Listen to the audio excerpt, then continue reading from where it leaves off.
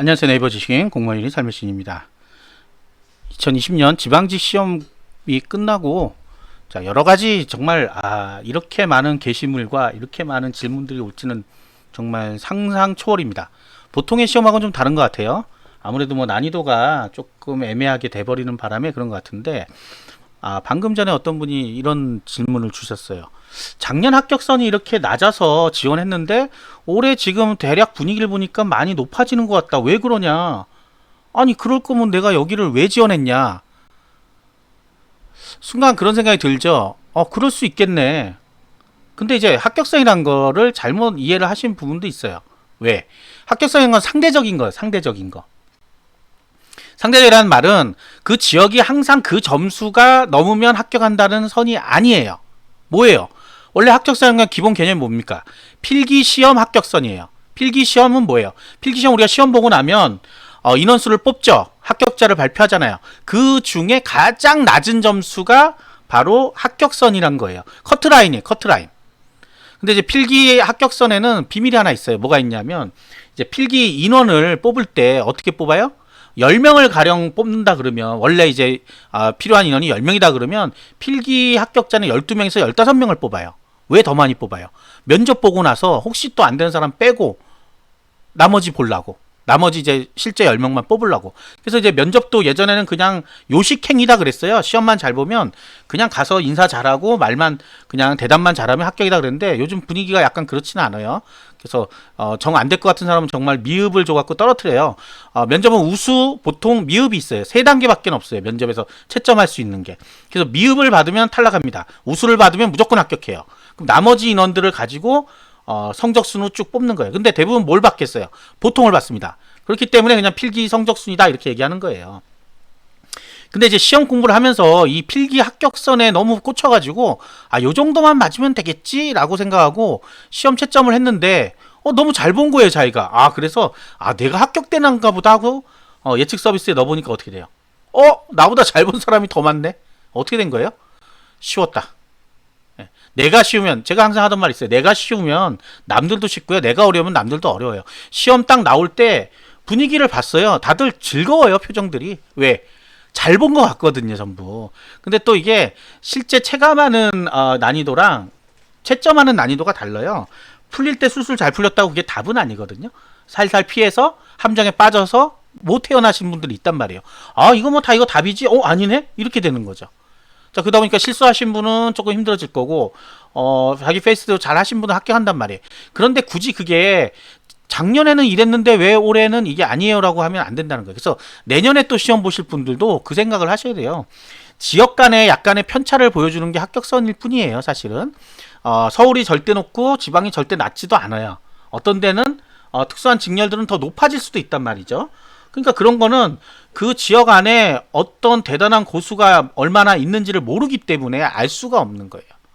어떤 학생들은 고등학교 내신 몇 등급이면 합격할 수 있어요? 택도 없는 소리죠. 고등학교 내신하고 무슨 관계가 있어요? 10등급이면 어때요? 9등급이면 어때요? 공무원 시험 공부를 제대로만 했으면 합격하죠. 1등급이면 뭐예요? 공무원 공부 대충 하고 설렁설렁 했더니 탈락하죠. 이런 것들이에요. 그러니까 그렇게 비교할 수 있는 부분도 아니고 왜 이렇게 점수에 꽂혀가지고 목표를 정했냐. 잘 몰라서 그런 거죠. 잘 몰라서. 자, 다시 한번 말씀을 좀 드려보겠습니다. 공무원 시험 다시 준비하실 분도 있으니까. 그리고 지금 만약 처음 준비하시는 분들이면 올해 합격선 나오는 거 작년 합격선 크게 의미가 없어요. 의미가 없다고요. 약간 풍성 효과 같은 것도 있어요. 지방직에서는 여기가 몰리면 여기가 높아지고 저기가 몰리면 저기가 높아져요. 그 몰린다는 의미는 뭐예요? 많이 뽑으면 그쪽으로 많이 가요. 어쩔 수 없어. 1명 뽑는데 10명 뽑는데 어느 쪽으로 가겠어요? 10명 뽑는 대로 갈 거 아니에요. 그게 사람의 심리란 말이에요. 그러니까 10명 뽑는데 많이 몰리니까 그만큼 점수가 올라갈 수 있죠. 근데 어느 순간에 떨어질 때도 있어요. 너무 많이 뽑을 때. 그럴 때는 맨 밑에 있는 사람 점수가 많이 낮아지죠. 그 다음에 페이크도 약간 있는 게 우리가 한 10명 정도 뽑는다 그러면 가령 맨 마지막 사람이 필기 합격선이라고 했죠. 그럼 얘가 만약에 이 사람이 90점이에요. 근데 그 10등이 90점이라고 치고 이게 합격선이 됐어요. 9등이 91점이라는 법이 없어요. 95점이나 100점일 수도 있어요. 다. 위는 다 100점. 얘만 90점. 다른 지역은 보니까 다 95가 합격선이야. 여긴 90점이나 낮네? 여기 시험 보러 가야 되겠네? 순간 착각이죠. 왜? 최종 합격자가 아닐 수도 있다는 거예요. 자, 그래서 이게 어렵습니다. 공무원 시험은 예측이 불가해요. 지금 그래가지고 커뮤니티마다 뭐 90, 80, 90, 80 어때요 어때요 하는데 답변 주는 사람들 다 마찬가지잖아요. 다 같은 공시생들이에요. 뭘 알아요? 예. 뭘 알아요? 저도 모르겠어요. 어디가 어떻게 될지 지금. 이거는 난이도를 가지고 점수를 알아낼 수 있는 방법은 없습니다. 예. 한 가지는 있겠죠. 만점을 받았으면 합격하겠죠. 만점을 받았으면. 근데 만점 받은 사람이 2명이 있어. 이러면 좀 애매해지는 거죠, 또. 2명 뽑는데 2명이 다 만점이야. 그러면 애매해지는 거예요. 알 수 없는 시험입니다. 알 수 없는 시험이에요. 그걸 누구한테 물어볼 필요가 없어요. 그냥 예측 서비스에 넣으시고 기다려보는 방법밖에 없습니다. 일반 사람들이 되게 많이 알 것 같죠? 다 몰라요. 아니, 공무원 시험 준비하는 사람들이 뭘 알아요, 그거를. 내가 분석을 해봤는데, 분석하면 뭐예요? 법칙이 없는데. 어떤 일정한 법칙이 없어요. 널뛰기를 한단 말이에요, 널뛰기를. 요번 시험이 이렇게 쉽게 나올지 누가 예상했냐고. 아무도 예상 못했단 말이에요. 뭐 아니면 돈 거예요. 어렵거나 쉽거나. 예. 그나마 이제 그냥 적당한 거 나오면 그냥 평이했다 이렇게 얘기 나오는데 요번엔 좀 쉬웠다라는 게 전반적인 평인 것 같아요. 80점 이상은 기본이다 이렇게 나오니까. 자, 이러다 보니까 또 기술 직렬에 있으신 분들이 나는 60점만 맞아도 합격했는데 하는 분들은 마찬가지인 거예요. 다른 사람들도 그렇게 공부해서 온 거예요. 100점 맞을 것까지 생각하고 온 건 아니에요. 근데 거기서 운이 좋은 사람이 조금 더 점수를 맞을 수 있는 거죠. 특히 토목이나 건축 이쪽은 100점 맞아야 합격하는 그런 직렬들이 아니었거든요.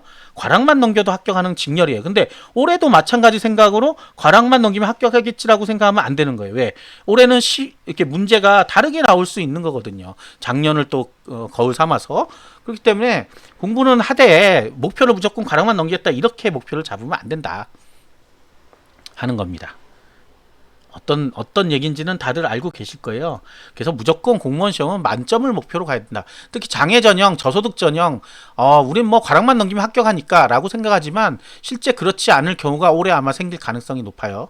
예, 점수가 많이 상승할 가능성이 있기 때문에. 그리고 요즘은 그쪽 전형 하시는 분들도 공부를 열심히 합니다. 그래서 합격하시는 점수가 많이 높아지고 있어요. 그러니까 이런 전반적인 사항들, 사회복지 같은 경우, 사회복지도 항상 낮았죠.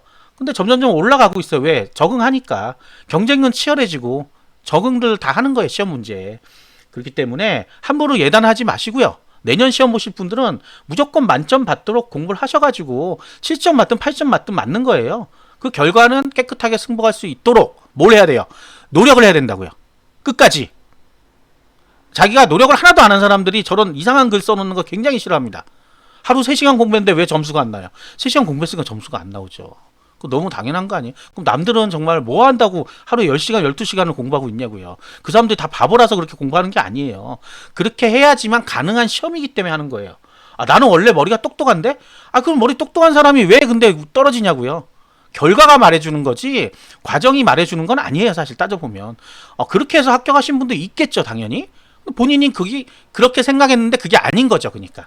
머리가 똑똑한지 아는데 머리가 똑똑한 사람이 아닌 거였어요. 드디어 알아낸 거예요. 본인이 뭔지. 그러면 이제 다른 시험을 보든지 포기를 하시든지 해야 되는 거란 말이죠.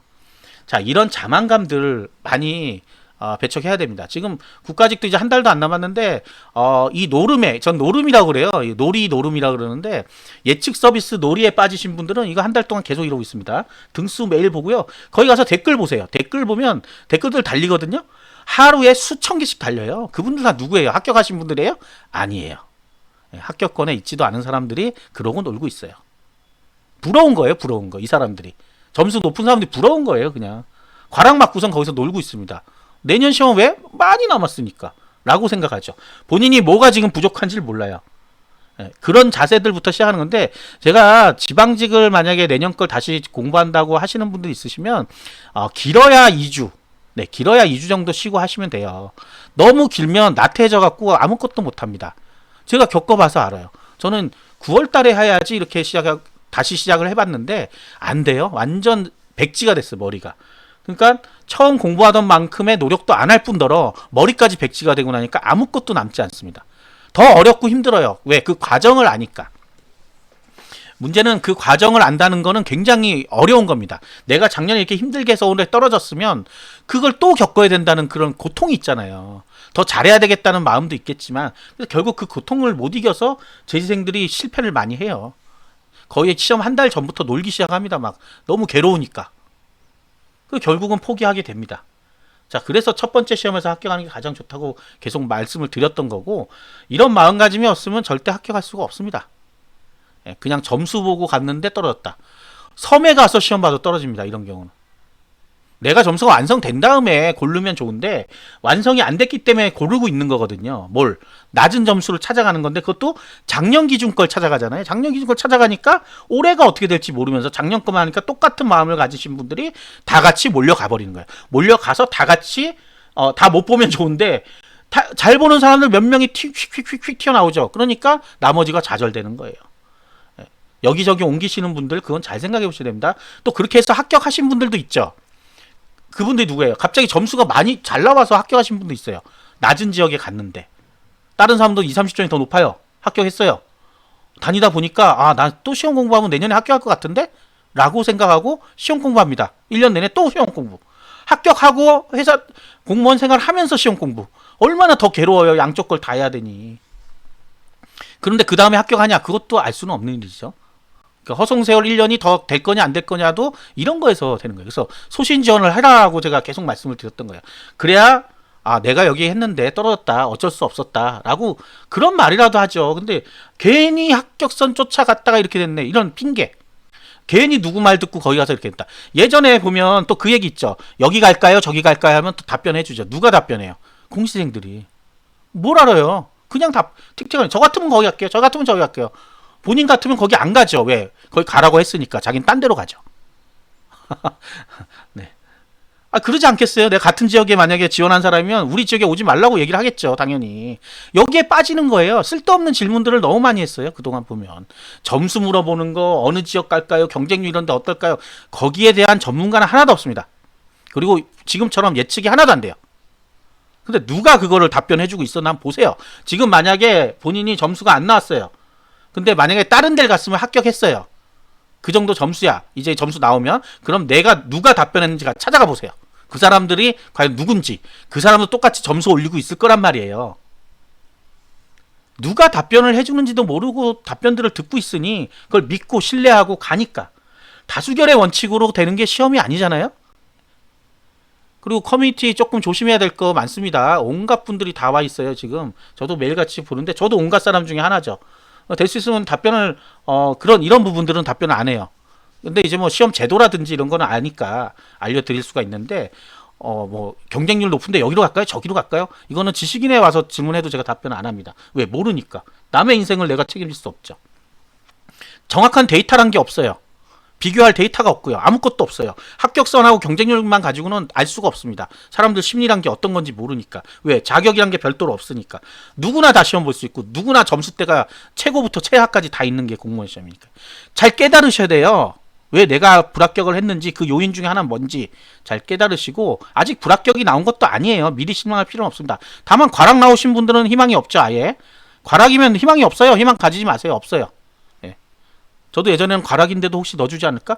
과락 아닌 사람도 어마어마하게 많습니다. 그래서 희망이 필요 없어요. 그냥 내년 공부 시작하시면 됩니다. 자, 합격선 중요한 문제입니다. 앞으로 합격선은 그냥 참고 자료로만 보시지 절대적인 자료라고 생각하시면 안 돼요. 그것 때문에 망하는 거예요. 그 다음에 서로 비교할 수 없는 직렬들 비교하지 마세요. 토목직하고 행정직하고 비교하시는 분이 있어요. 토목은 점수가 굉장히 낮네. 난 그럼 토목하면 합격하겠네. 말도 안 되는 소리입니다. 말도 안 되는 소리예요. 거기에 있는 다른 과목들이 얼마나 난이도가 센지를 모르잖아요. 본인이 공부를 어떻게 했는지도 모르잖아요. 못해요. 또 떨어지는 거예요. 같은 직렬끼리 지역별로는 가능하죠. 같은 시험 문제를 봤으니까. 근데 이런 것도 있어요. 보건직의 서울 문제랑 지방 문제랑 어디 또 지역 문제랑 다 다릅니다. 왜? 각 시도에서 내는 거예요. 그걸 또 같이 또 보건직에서 쫙 비교를 해놓는다 어떤 분이 안 맞는단 말이에요. 시험 문제가 다른데 난이도가 다른데 전공 두 과목이 다르잖아요. 이런 것도 모르시고 그걸 본단 말이에요. 보고서 망하는 거죠. 거기가 낮아서 주소도 옮겨서 글로 갔는데 망하죠. 그래서 운도 따라야 된다는 게 그런 거예요. 옮겨갔는데 거기 쉬웠다. 그러면 나도 잘 봤다. 이러면 또 되는데 쉬우면 다 같이 쉽고 어려우면 다 같이 어렵다. 자, 이게 정답이고요. 공부는 왕도가 없다고 하죠. 공무원 시험에서 공부 방법은 하나밖에 없습니다. 기본서 잘 보고 기출문제 잘 보고 반복 학습하는 방법밖에 없어요. 새로운 방법이란 건 없습니다. 예, 어떠한 방법으로도 되지 않아요. 꾸준하게 공부하는 게 정답입니다. 그리고 꼼꼼하게 빠져나가지 않도록. 요번 시험에서 본인 공부 안 하신 거 나온 분들 있을 거예요. 꼼꼼하게 안 해서 그렇습니다. 또 한 번 얘기하지만 세계문화유산도 공부해야 됩니다. 제가 유일하게 이번에 밀 수 있는 게 그걸 제가 미리 방송에서 얘기했는데 틀리신 분 틀렸겠지만 그런 게 나온다고 분명히 예고를 했어요. 안 나왔는데 올해는 또 나올 수 있지 않냐. 그러면 나오면 어떡할 거냐 라고 했으니까 그런 부분들 잘 새겨 들으시고 철저하게 공부해야 된다. 기본서에서 한 장이라도 스킵하지 마세요. 싹 다 보긴 봐야 됩니다. 나중에 시험장 가면 생각은 나요. 그거 어디에 나와 있던 건데 라고. 그렇게 되면 합격 가능성이 높아지는 거예요. 근데 이런 게 뭐지? 이러면 이제 완전히 끝난 거예요. 자, 아직 국가시험이 남았습니다. 국가시험 보실 분들은 빨리 정신 차리시고 공부하시고 내년 준비하실 분은 약간의 휴식은 필요해요. 약간의 휴식을 가지시고 다시 또 철저하게 공부하시기 바랍니다. 구독과 좋아요 부탁드리겠습니다. 감사합니다.